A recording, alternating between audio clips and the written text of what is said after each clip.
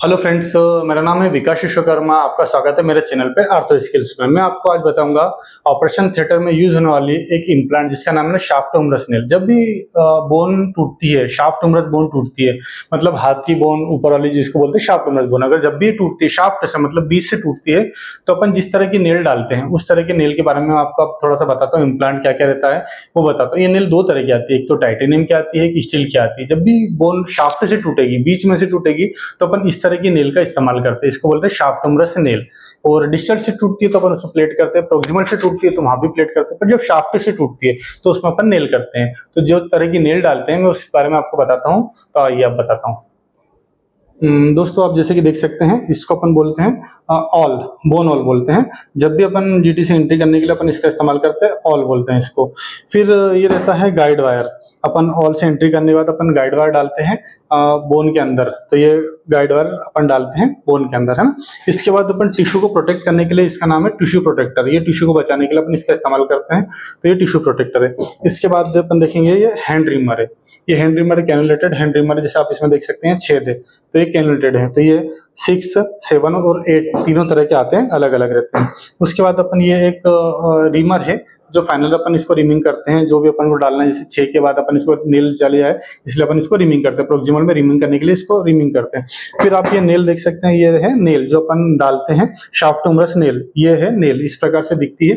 ये थोड़ी सी बोइंग होती है, कर्व होती है, यहाँ से आप ये देख सकते हैं।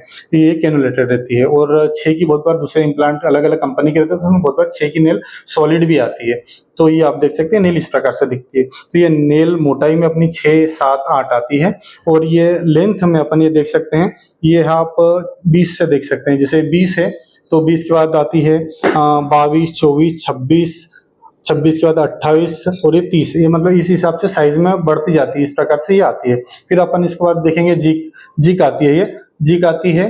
और ये जिक अपन इस प्रकार से इसको लगाते हैं, यहाँ पर लगाया है। और इसको अपन बोलते हैं कोनिकल बोल्ट। तो कोनिकल बोल्ट इस प्रकार लगाते हैं और ये यहाँ पर ऐसे लगाते हैं, ये इसको टाइट करते हैं। ये इसको टाइट अपन कोनिकल बोल्ट को इस प्रकार से टाइट कर लेते हैं और फिर ये इसको कर दे, इसकी सहायता से अपन इसको टाइट करते हैं। तो अपन ये पाना बोलते हैं, स्पैनर बोलते हैं, जैसा भी रहता है, तो अपन इसको डाल सकते हो। तो ये अपना जिक लोड हो गया। और ये कर्व अपन को रखना है, ये बाहर की तरफ रखना है। मतलब ये जिक की जो भी रहेगी, अगर अपन लेफ्ट हैंड में डाल रहे हैं तो जिक बाहर की तरफ रहेगी, राइट में डाल रहे हैं तो ये इस तरह से हो जाएगी, मतलब डायरेक्शन बाहर की तरफ रहता है इसको। तो ये इस प्रकार से रहता है।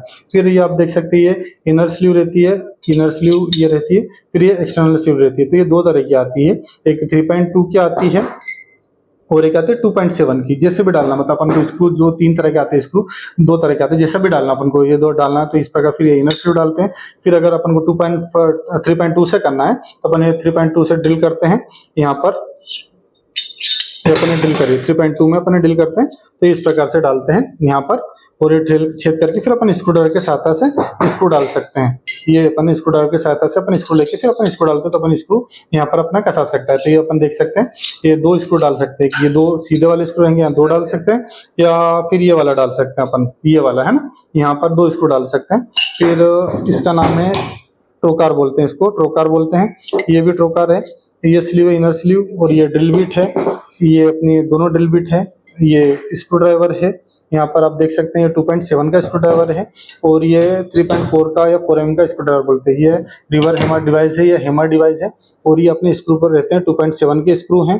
और ये 3.4 के स्क्रू है और 3.9 के, ये जो रहते हैं 2.7 के 9 के डिस्टल में डलते हैं, और ये वाले प्रोक्सिमल में डलते हैं। फ्रेंड्स, एक बार और आपको नाम बता देता हूँ। ये बोनॉल है, उसके बाद ये गाइड वायर है, ये रिमर्स है, अपने कैनुलेटेड रिमर है 6, 7, 8 के। और इसका ये नेल है, ये नेल अलग अलग मोटाई में 6 की आती है, 7 की आती है, 8 की आती है। और लेंथ में आती है, ये 26 से चालू होती है। आप देख सकते हैं यहाँ 26 है, ये 26 के 22 से चालू होती है।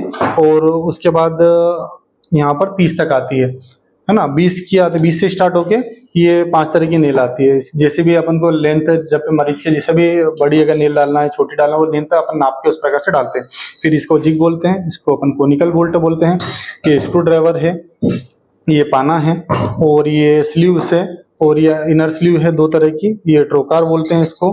ये अपनी ड्रिल बिट है, ये अपनी 3.2 की है और 2.7 की ड्रिल बिट है।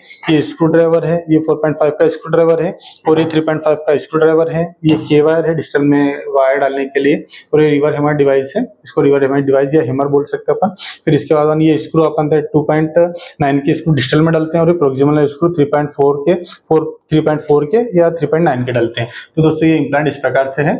तो मैं बताता हूँ आपको अगला और कैसे क्या रहता है, ठीक है।